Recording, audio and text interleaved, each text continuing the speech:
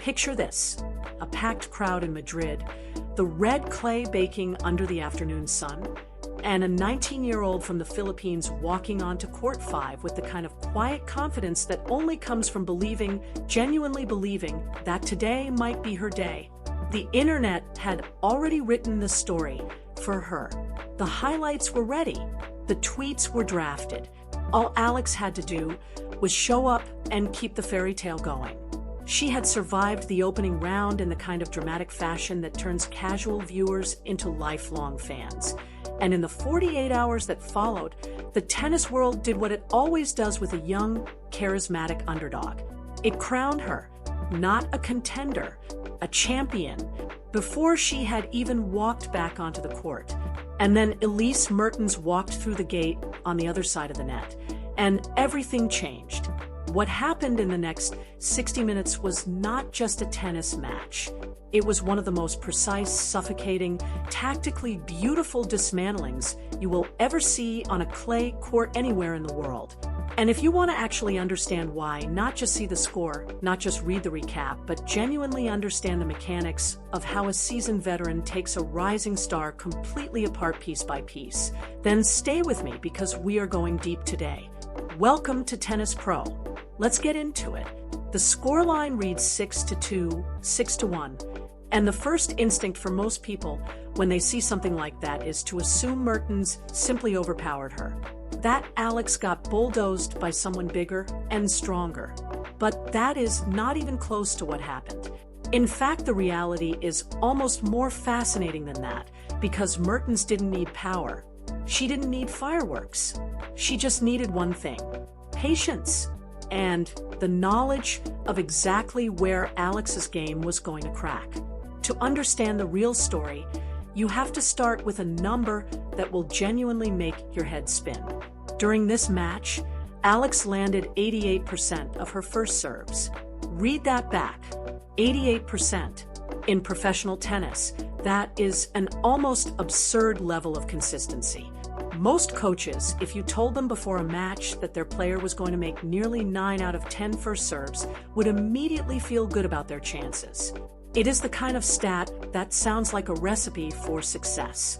And yet Alex lost the match in straight sets without ever looking like she was in it. So what went wrong? Here is the thing that the highlight reels will never show you, and the match reports will gloss right over. Making your first serve means absolutely nothing if the serve itself doesn't do anything. Alex was so scared of double faulting, so desperate to just keep the point alive, that she was essentially rolling the ball into the box. No heavy slice, no kick out wide, no pace to push Mertens back. Just a clean, comfortable, hittable delivery sitting right in the middle of the service box, waiting to be attacked. And Elise Mertens, a player who has spent the better part of a decade at the top of this sport specifically because of her elite-level hand-eye coordination and her ability to punish passive shots, did not hesitate for a single second.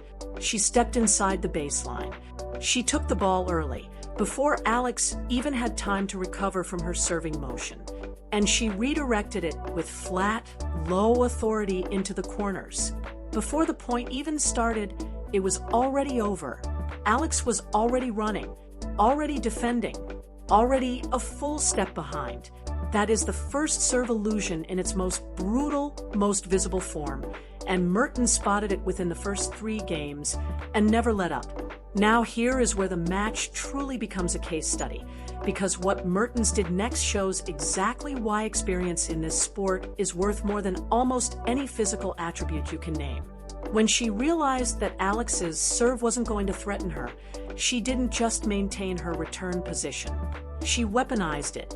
Every time Alex stepped up to serve, Mertens was already crowding the baseline, already applying psychological pressure before a single ball had been struck.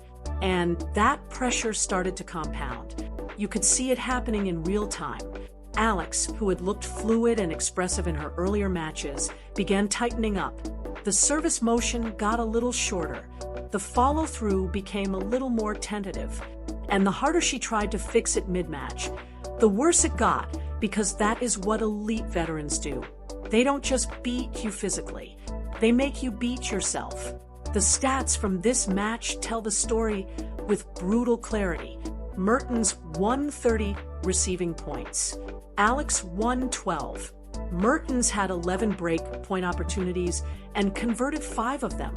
Alex created exactly 1 break-point chance all match and couldn't take it. Think about what that means in practice. Every single time Alex was serving, she was fighting for her life. There was no breathing room, no free points, no games where she could relax, hold comfortably, and reset her mind. Every service game was a survival exercise, and she was losing most of them. Mertens broke her 5 times. 5. In a match that lasted barely an hour. That is not a bad day. That is a systemic problem being exposed by someone who knew exactly where to look. And then there was the streak. At one point in this match, Elise Mertens won 7 consecutive games. 7 in a row, without interruption, without a moment of doubt. And look, if you've played tennis at any level, you know what it feels like to lose a couple of games on the bounce to a better player. It's frustrating. It's deflating. But 7 consecutive games at a WTA 1000 event against a teenage prospect who came in riding a wave of momentum and public belief, that is not a momentum swing. That is a complete psychological unraveling. There is a specific moment in these kinds of matches. And if you watch closely enough, you can usually spot it, where a young player tries one more time to impose their game. They hit what should be a heavy, threatening shot, the kind of shot that has worked for them their whole junior career, and the veteran just absorbs it, redirects it, and puts the ball away cleanly. And in that moment, something changes in the younger player's eyes, because they just learned something they couldn't learn any other way, that their absolute best, their hardest shot, their most reliable weapon, is simply not enough. Not here. Not yet. Alex hit through Mertens, and Mertens didn't move. She rallied with Mertens and fell into unforced errors. She tried to serve her way out of pressure and got broken again. There was no version of her game that worked. And that is an experience that no practice session, no coaching session, no amount of mental preparation can fully replicate. You have to live it. Now let's talk about Mertens, because she does not get nearly enough credit, and today is a good day to fix that. The media loves a big name. It loves power players and emotional storylines. Mertens doesn't fit either category neatly. She's not flashy. She doesn't hit the ball through the fence. She doesn't have a signature shot that makes highlight compilations. What she has instead is something far rarer and far more dangerous. She has control. In Madrid, where the altitude is high and the thin air makes the ball fly faster and sit up more than it does on other clay courts, control is not just valuable. It is the entire game. Alex was going for lines. She was swinging big. She was trying to manufacture the kind of dramatic moments that had worked for her in earlier rounds. Mertens, meanwhile, was playing something closer to chess. She wasn't trying to hit winners. She was just hitting the ball deep, heavy, and consistently to Alex's weaker side, knowing with absolute certainty that the teenager would eventually run out of answers. Her first serve percentage was excellent. She landed 75% of her first serves and won an impressive share of those points. She hit 3 aces. Alex hit 0. Mertens committed 1 double fault the entire match. 1. She was a wall. A quietly, relentlessly efficient wall. And when Alex tried to target Mertens with cross-court topspin off the left side, one of her favorite patterns, Mertens absorbed the pace with her double-handed backhand, flattened the ball out, and drove it low and deep into the corners. Alex was constantly digging balls out of the dirt, constantly off balance, constantly reacting instead of acting. The final tally is almost poetic in its imbalance. Mertens won 61 total points. Alex won 38. That 23-point gap across just 2 sets tells you everything about how complete this performance was. Not a match that could have gone either way. Not a close contest that swung on a couple of key moments. A professional, thorough, and entirely controlled victory by a player who has been quietly doing this to people for a decade. Now, here is where I want to be careful, because the easy take after a performance like this is to say Alex isn't ready, she's overrated, the hype was wrong. And I think that take would be genuinely lazy and genuinely wrong. This result doesn't mean Alex can't be great. It means she isn't great yet. And there is a massive difference. The coaching team watching this match got handed something invaluable today.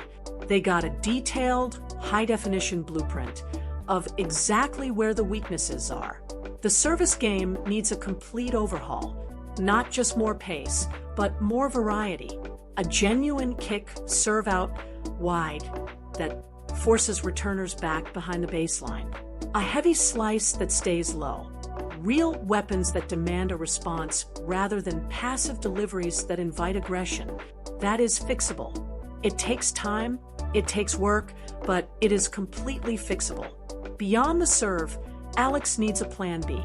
When a veteran is absorbing your best ground strokes and redirecting them better than you can produce them, you cannot just keep hitting the same ball harder. The answer isn't more aggression. It's guile. It's changing the pace. It's bringing the opponent forward with a drop shot and forcing them to solve a different problem. It's slicing the backhand to stay in a rally rather than going for a winner you're not going to hit.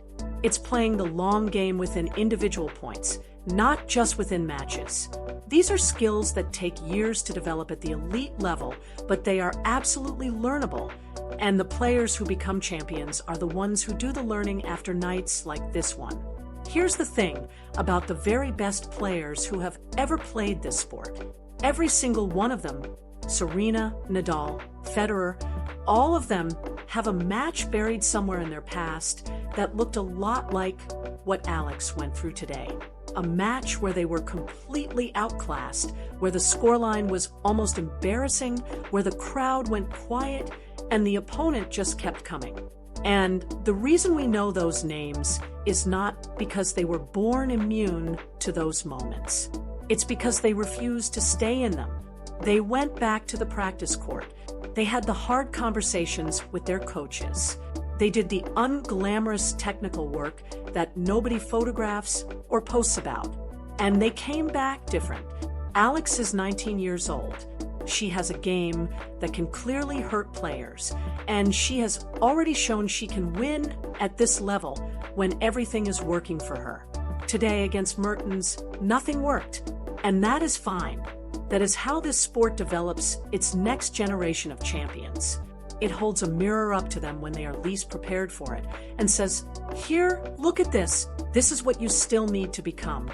Mertens held that mirror up today with remarkable precision. She did her job completely and without mercy, the way gatekeepers always do.